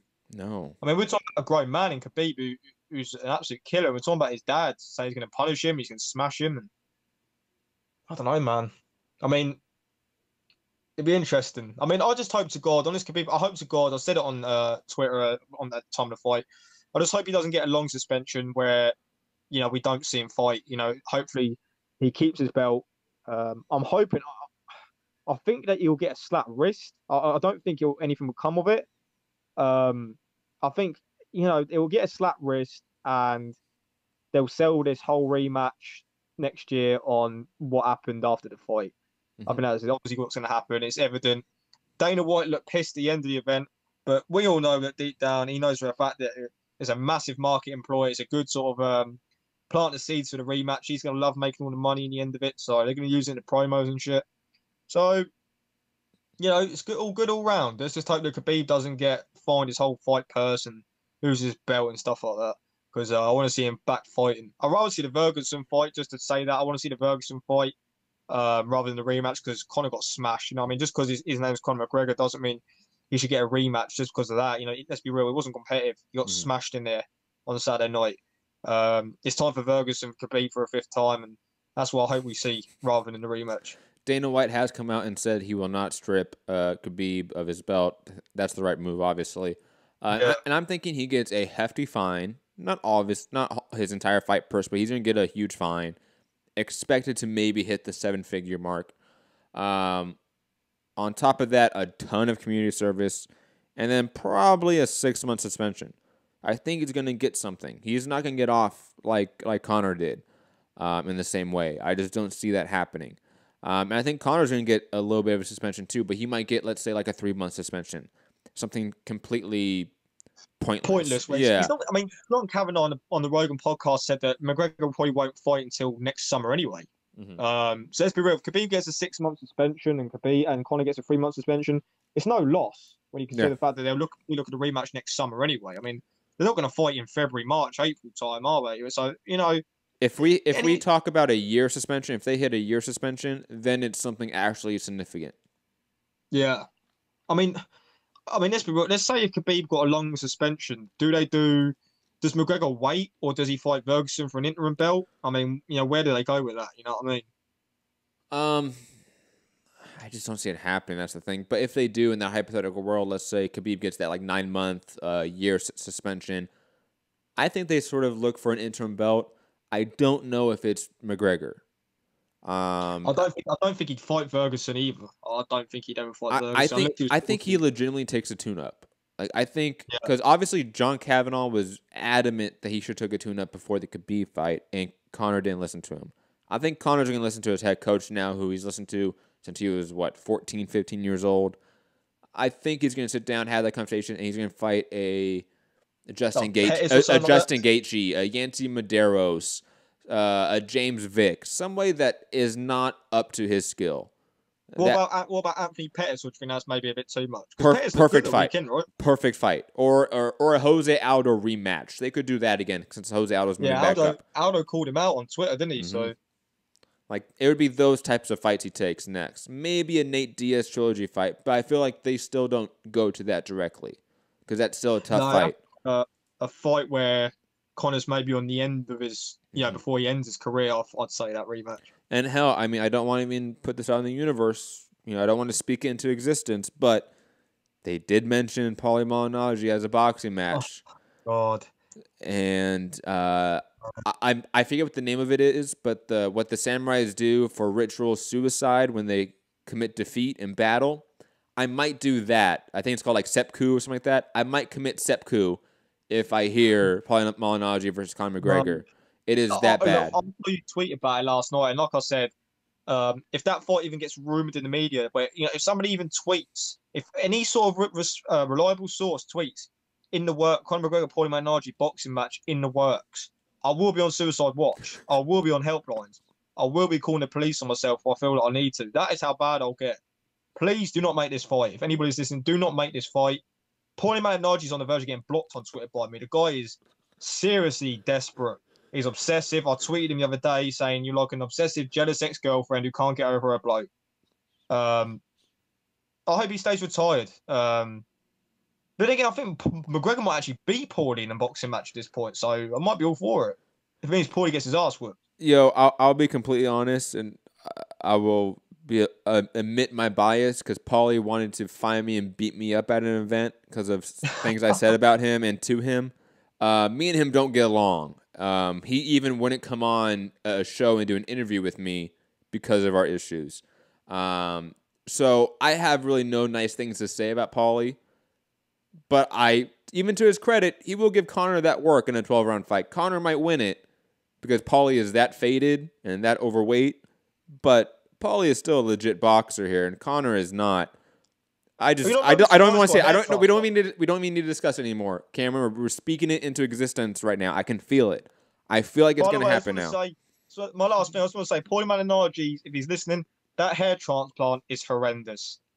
That's all I'm going to say. I've seen worse. So, I mean, it's not that bad. I just can't stand Paulie Malignaggi. Look, not since the whole McGregor thing. I mean, the guy tweets about him all the time. It's just very cringy for me. I don't know what the guy's problem is. I mean, he's just trying to stay relevant. Let's be real. In all seriousness, he's just trying to stay relevant. And McGregor's name is his way of staying relevant. You see his tweets blowing up. He enjoys. I think he enjoys to some extent knowing that he's pissing people off and stuff like that. He's a troll. Yeah, he's a troll, man. He needs to grow up a bit. Let's be real. But McGregor made a big mistake getting Paulie Malignaggi in there to do sparring. Absolutely ridiculous. Paulie Malignaggi got stopped by Sam Eggington in his last fight. He ended his career getting stopped by Sam Eggington, who is literally the British version of Ruslan Provodnikov. So that says it all. I hope he stays out. I hope they don't make that fight. Hopefully McGregor actually stays fighting fights we want to see, and hopefully Paulie, I don't know, somebody gets his Twitter blocked or something like that. I agree. Anything else, Cameron? No, I mean, I think I'm done, man. After talking about Paulie, man, I'm swimming a low point. So yeah, man. I'll listen to the rest of the show, man, and I'll hit you up on Twitter. Yeah, hit me up, man. Thank you for calling in. Can't wait to talk to you later. We're going to head to another caller, good friend of the show, Mr. Ron from Fighter IQ, a.k.a. Ron the Mastermind at the Boxing Voice. One of the classiest gentlemen around in the sport. Ron, how you doing, man? Hey, what's going on? Hopefully this isn't windy enough. I'm walking outside. I'm not getting Well, too loud, am I? Am I on speakerphone? Let me switch it. Yeah, do that. Switch it. Is that a lot better? Sorry, I'm getting some wind. It's better. I wouldn't say a lot better, but it's better. Okay. But yeah, I wanted to talk a little bit with you on that Derrick Lewis in DC, man. You know, I think Derrick Lewis was mad at DC about disrespecting those Popeyes. You know, so it's personal. Wanted to get some of those. I want smoke. You know, DC was out there making a mockery of the Popeye. So, but you know, I think that fight itself did. I think some service with the female situation with Joanna and Shevchenko, because I know a lot of people felt that it was kind of wrong for Dana White to remove the opportunity for Joanna when she was trying to properly prepare herself to move up and acknowledge an elite fighter that she said that she was willing to take. Talking to the phone. Talking to the phone, Ron. Talking to the phone. You know what happened? I don't know what happened because I can't hear you. All right. Wait, do I have to repeat myself? Yeah, a little bit. All right. No, I was just saying that I think that whole DC and Derrick Lewis did the female weight class a favor, seeing the fact that Joanna was willing to fight Shevchenko. And I think they're confirming that fight's going to go back on. I do feel bad for Sijara Eubanks, but I think that's a fight that more people are willing to watch. Joanna and Shevchenko, seeing that she wanted more time to get herself properly trained in a proper camp to face someone who I think she lost in a kickboxing event before, right? In the past, I think they competed. They competed a few times in kickboxing. Yeah, and I think Shevchenko got the better of Joanna. So if that's the case, I think she's fully aware of what type of situation she's in, and she's like, yo, I definitely need the proper time. I know what I'm competing against. So I think that did a great service for them if they managed to get that on. Sijara Eubanks, I do feel bad, but it's just kind of like also Jessica I also was kind of left out. I think she was supposed to fight Sijara Eubanks. So I think it puts everything back and restored things back in order. But it definitely lets you know that, like, UFC for sure, like, you can't get into their promises. Like Dana White, when he's talking all this crazy stuff about Khabib and Conor stuff, I'm staring at this dude like bullshit. This dude is selling a highlight reel. He's talking, he's saying these things just like he was saying that stuff with Conor, and they were using all that stuff for the storyline. Because he was like, no, I don't feel bad. This is the storyline, right? Well, he's doing the storyline. Like, they're constantly showing highlights of the brawl on their UFC Fox and their YouTube. It's practically to the fact that they're promoting it, you know? So he's doing all this stuff. I don't think Khabib's going to get stripped, you know, or I knew he wasn't going to get stripped if that's the case. And they're just selling more storyline. They need the footage. Dana White, the face, is selling the storyline for whatever event. Now, you mentioned earlier before I got to call in, I was thinking Jose Aldo and Conor McGregor 2 would be a great fight for Conor to kind of like get situated again. I don't want to see him do an immediate rematch with Khabib, even though I do feel like he would perform better. I still don't think he would win. And I think that some of that, you know, going from Floyd Mayweather to Khabib is a lot for him. So I think he needs to get some of his confidence back, win, get some of his brashness, his arrogance out. And I do think he was humbled in a way where he will get better. But Khabib showed that his ground game is just, and his wrestling is just too much for Conor and a lot of these guys in these weight classes. And as much as we want Tony Ferguson and Khabib, I hope that happens, you know. I really wish, but, you know, it's still a business, and these things do kind of happen, just like I said about Sijara and Joanna on that situation.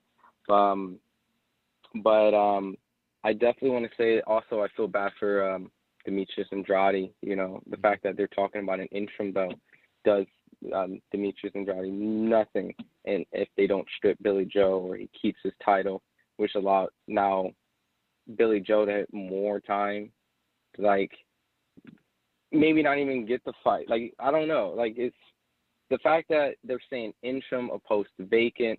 It hurts to hear that because Demetrius Andrade doesn't have the opportunity to fight Billy Joe to showcase. If he gets the interim, he doesn't get the belt. He's put back, you know, once again in a bad position. Let's say Billy Joe doesn't take the fight with Demetrius Andrade, you know, moves up to 160. Like it's just a terrible situation, and I just hope that he gets an opportunity for the vacant, or they move the interim up and, you know, and strip Billy Joe if they're going to do all of this. It's just a bad look on the sport of boxing because there was a caller that called in earlier about the whole state of how, you know, they feel boxing's declined and sports, you know. I think the big things that help sell these sports is the personalities. Obviously, McGregor is a big selling point for the sport. Ronda Rousey was. But for boxing, they have these lineal situations, you know. They didn't have 4 different sanctioning bodies. You know, the pay-per-views did hurt. You know, a lot of these inner city boxing gyms and stuff did shut down. So, you know, all these things add up. So seeing this create another belt in a situation where there's Canelo just beating Triple G, and there's already a high demand for Charlo, and Canelo's fighting Rocky at 168. Now we're going to create a WBO interim, which is like, you know, terrible for the division and terrible for Demetrius Andrade, and even terrible for the DAZN platform, because I know a lot of people who probably feel kind of jaded that, you know, if they did sign to DAZN or they've been sold for this fight, and this is probably the most popular fight that people talked about, now it gives them a reason to shoot out DAZN and give DAZN more of a backlash. And that hurts the sport of boxing. When anything boxing related, you know, has something like that, it hurts the sport across the whole thing. So I'm not a big fan of that. I agree with everything you've said. Oh, go ahead. I'm just saying I agree with everything you've said. Keep going. Like you're on a roll. The Dillian Whyte and Louis King Kong Ortiz, man, like that itself has pretty caught my eye. If that happens, you know, you're really talking about 2 of the guys who have been kind of fucked in the heavyweight division. You get Dillian Whyte, who, you know, he's been claiming for the WBC eliminating position, and he never got it. He fights a former champion, Joseph Parker, to try to show his establishment in the heavyweight division.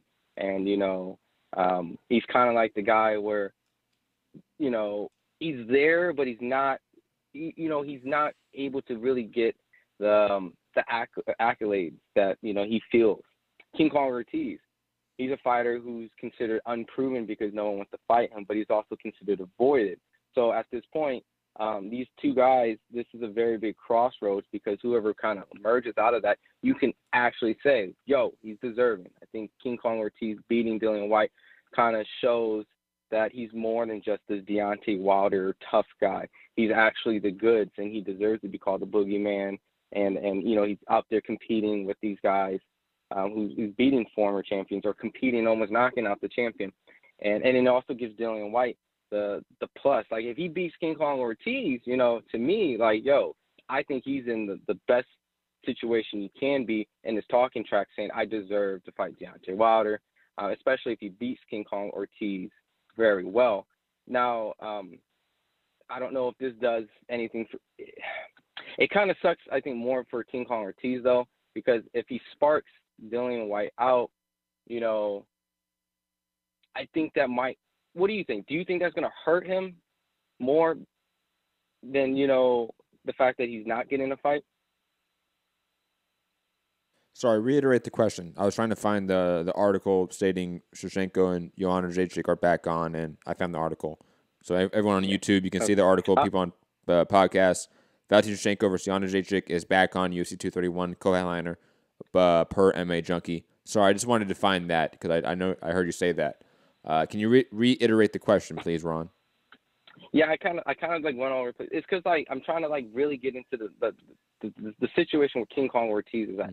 He's claimed to be the boogeyman, right? So at this point, no one wants to quote unquote fight him. Now he's highly unproven to a degree because the only fight that he really had was Deontay Wilder, which doesn't really establish how great he is. I guess I know he performed well with Deontay Wilder, but it's no really gauge to see where else he fits in division. It could either make Deontay Wilder look bad in a sense, or makes King Kong Ortiz really look as great as he is. By beating Dillian Whyte, you know, in that situation, does that put him still in the boogeyman division that no one wants to fight him? Or does that kind of put him in an elevated situation where people will be forced to fight him? Like, you can't avoid Dillian Whyte. I mean, King Kong Ortiz now. He just beat Dillian Whyte, you know? It's interesting because I think, like you've stated, like the idea that he's been avoided, I think is grossly overstated, to be quite honest.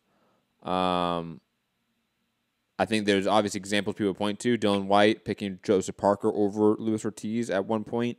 I can see why people pointed to that, but there's obvious money factor there. Joseph Parker was a former champion. Luis Ortiz wasn't. One was a pay-per-view worthy fight in the UK. One wasn't. I don't think it was being scared to fight Luis Ortiz as to why he made that business decision. Jared Miller, I think, had an option to fight Luis Ortiz at one point. Chose not to do that. Same with, he had an option to fight Pulev, did not fight Pulev, and instead fought Thomas Adamek. So I think there's some criticism to Dillian Whyte and Jared Miller for not fighting Luis Ortiz and others that is somewhat deserved, but a little bit grossly overstated. However, to answer your question a little more directly, do I think Luis Ortiz is in this rarefied air if he beats Dillian Whyte to where people are not worried about fighting him? Not really. I don't think that, but I also don't think that he's in that position to begin with, to be quite honest. I don't think he's in this position where, A, people have to fight him to get to AJ or Deontay Wilder, and I don't think him beating Dillian Whyte makes him in that position, if that makes sense. Yeah, it does. And then there's like a certain hypocrisy between like the King Kong Ortiz fight. Like, to fight him, you can get highly praised for beating an individual that many people feel is avoided. But at the same time, the backlash of Deontay Wilder has been claimed to fight an old guy, and he's like not very credible in a sense because he's considered past his prime based off his age. If there is some sort of credit that Dillian Whyte gets for fighting King Kong Ortiz, or people jumping ship to encourage this fight, it's strange because if the same type of hypocrisy of like, oh, Deontay Wilder fought this guy who is considered old, then Dillian Whyte fights him. Should Dillian Whyte now get backlash because he's fighting the second-hand guy Deontay Wilder fought that he's been criticized of fighting an older guy?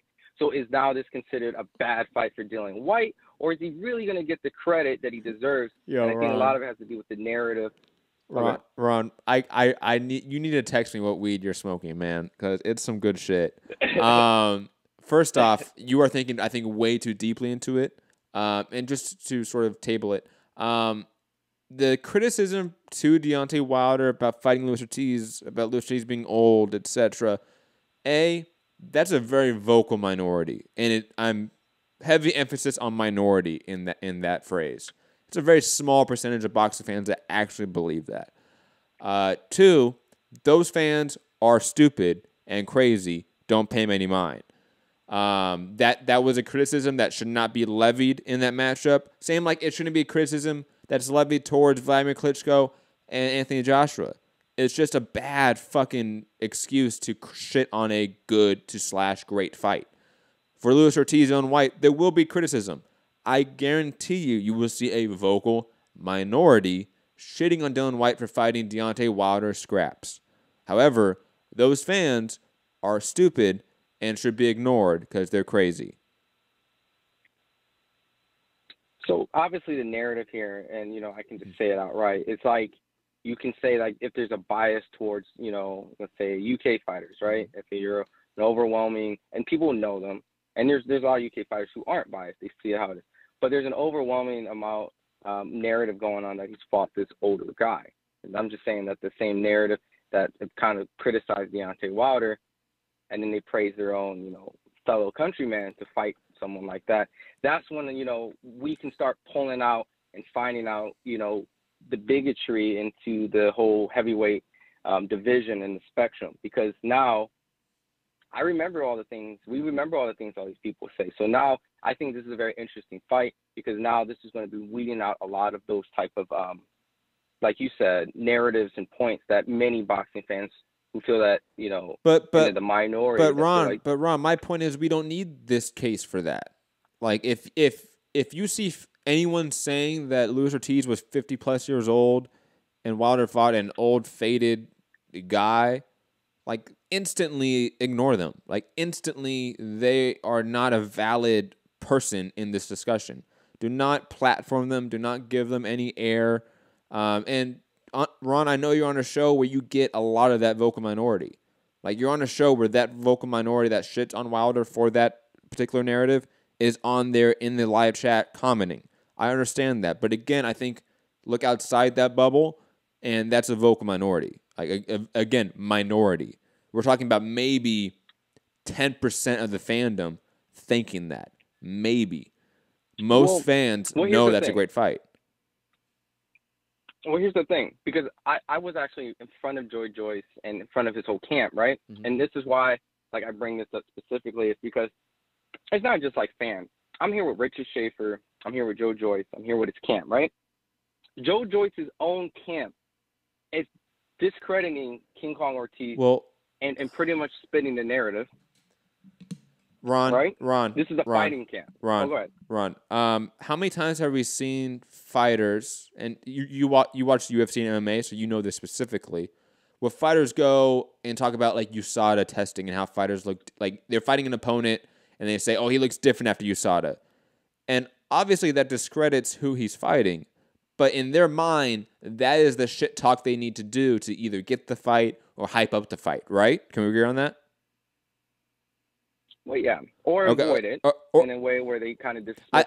I think it's more of a shitting on to hype up the fight. I think fighters don't understand the sort of negative PR angle of talking about a fighter being too old, like discrediting a fighter you want to fight.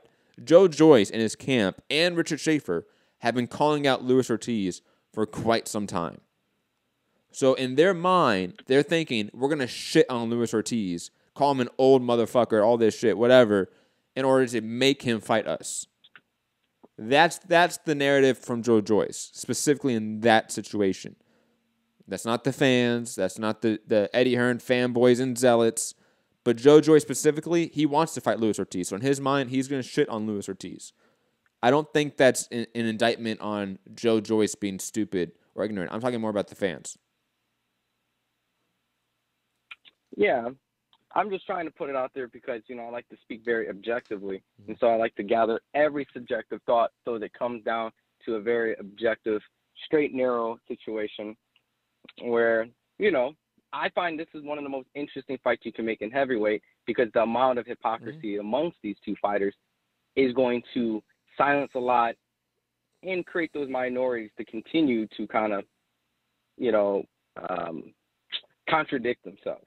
So that's why, to me, I feel like this fight itself is probably the most interesting fight because it's going to shift the next potential big fights in the next year of heavyweight division. And it's going to be very interesting to see what the narratives will be following that fight. And that's why I feel like this fight itself could solidify common opponents of Anthony Joshua and Deontay Wilder, where they both only lost to what the big super heavyweight fight we want.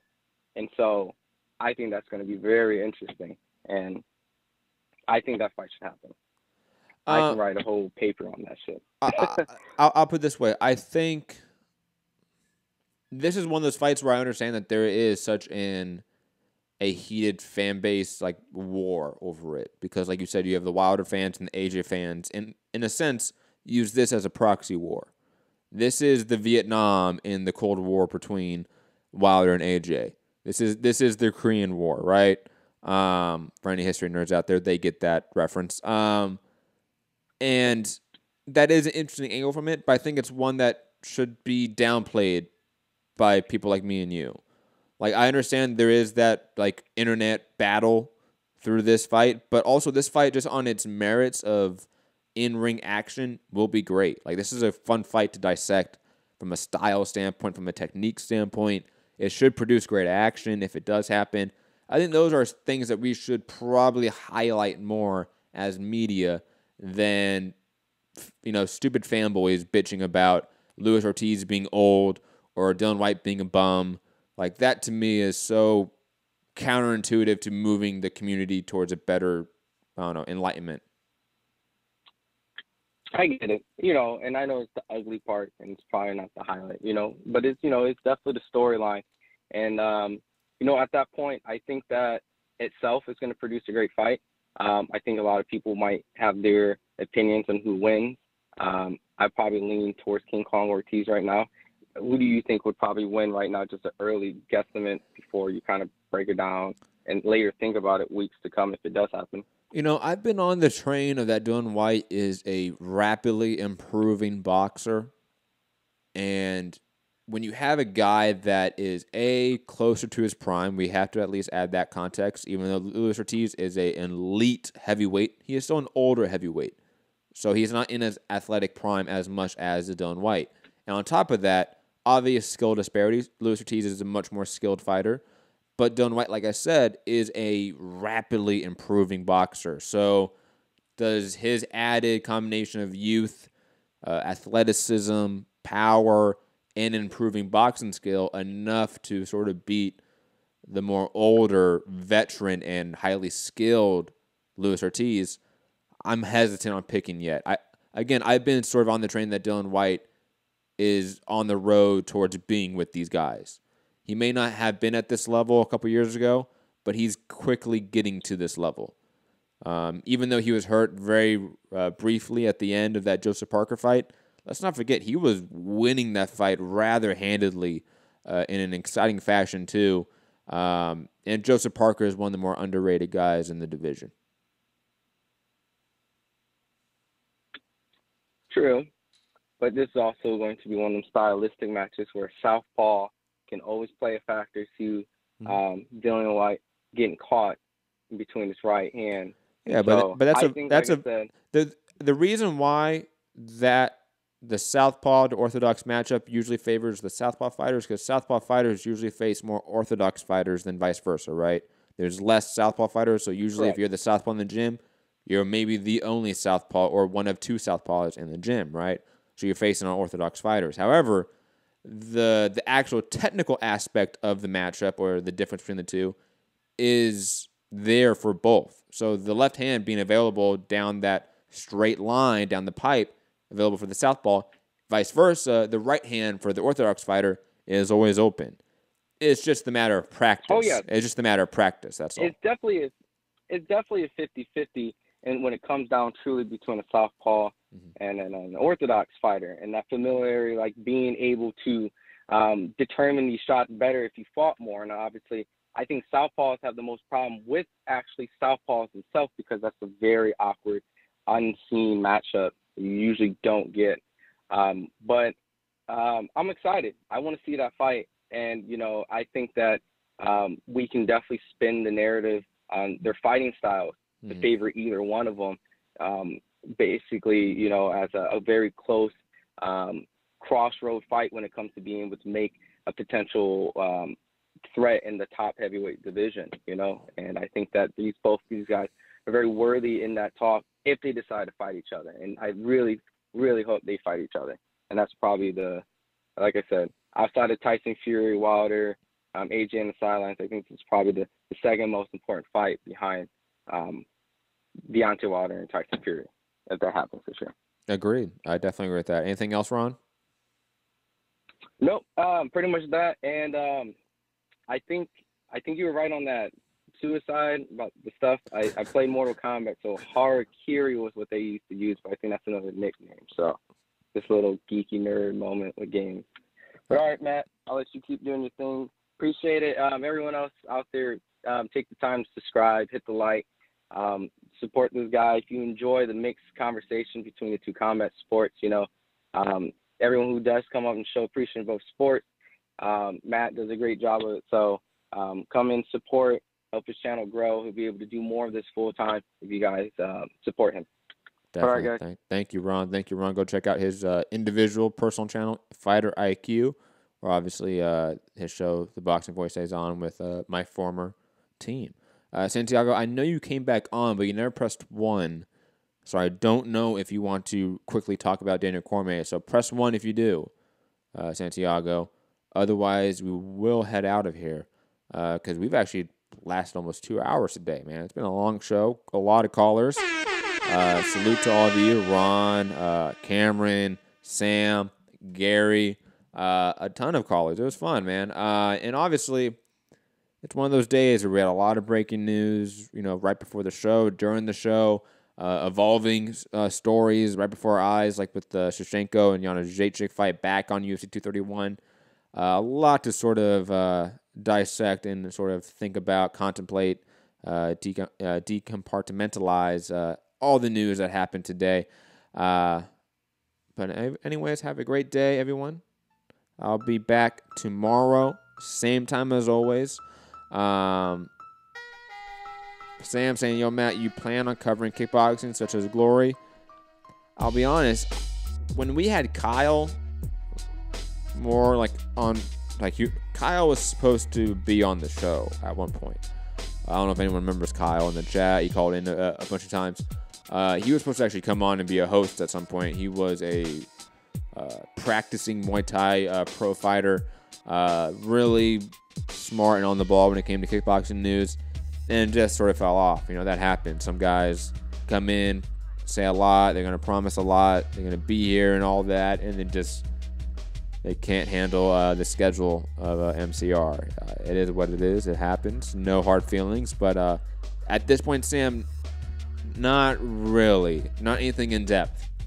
Obviously I watch Glory from time to time, but I'm not well-versed on the names, the matchups, the divisions. I wouldn't feel truly right trying to dissect it and, break it down. But again, if callers like yourself, Sam, want to call in, talk about kickboxing, bring it up to the listeners, do that. I always implore that. I try to do that a little bit with Brazilian Jiu-Jitsu competitions because I love watching them a little bit more, to be honest. So I'll bring up, like an Eddie Bravo Invitational just briefly. That's always appreciated. But anyways, I'm Matt, the Hipster Hunter. Be back tomorrow for our preview show, previewing all of this weekend's actions, including Terrence Crawford, the return of the GOAT himself, even though it's not the greatest matchup. But anyways, be back tomorrow. Peace.